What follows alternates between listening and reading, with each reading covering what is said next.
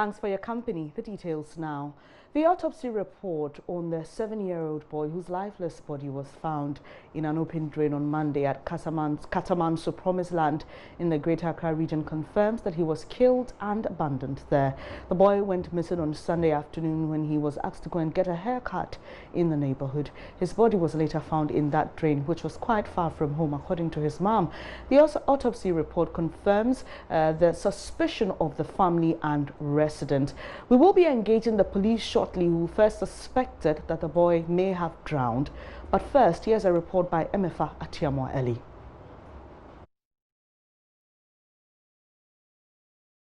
Me banana ya mi bibia, me banana ya mi kunu, ya mi nuya, mini mami onu anesa ya mi mami.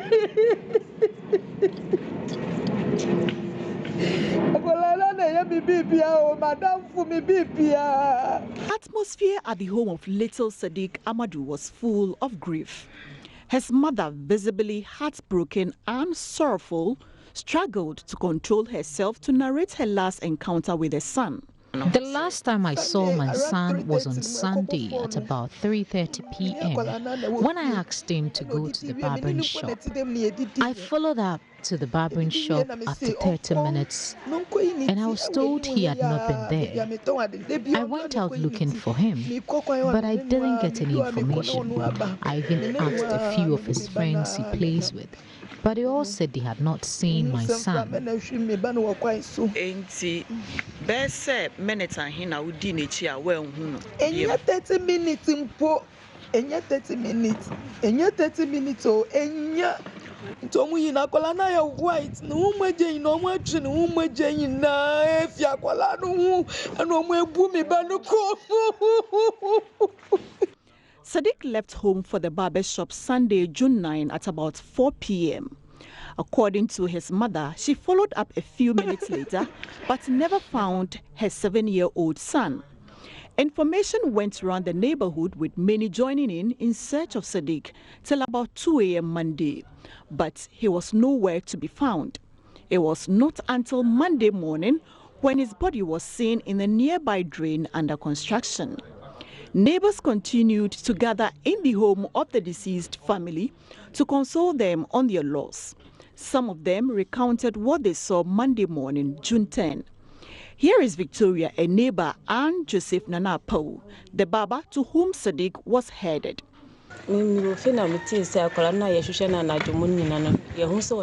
was home when I heard Sadiq was lying in a pool of water. I rushed there and it was true. He was lying face down. It seems strange to me, though, that the boy could die at the point he was found. Sunday, around 4. That one, my share time. Around 4 p.m., his mother came to tell me she could not find him. She left and returned around 6 p.m. with the same complaint. That was when we all started searching for the boy. I went to bed around 3 a.m. Monday. That night, that Sunday night, The Zenu Atadeka District Police is investigating the case. Commander-in-charge, DSP Abdullahi Mumuni, told JoyNews initial investigations show the boy might have gone swimming and drowned. They are, however, suspicious about other findings made so far. What we observe strange, perhaps, is the fact that we thought somebody who had been drowned might have, drank a lot of water, so the stomach might have been bloated. But we pressed the stomach, but no water was coming out. But that is the only thing we observed strange. Aside that, we had no cause to believe that he was killed elsewhere and brought.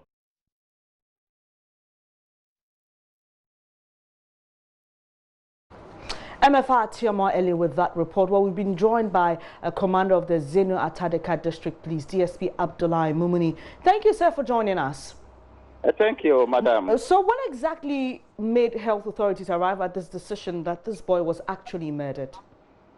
Like I told you earlier on, when we retrieved the body from the stream, we were expecting that when we press the tummy, water at least should come out for us to, so that at least he drank some amount of water before he died or passed on.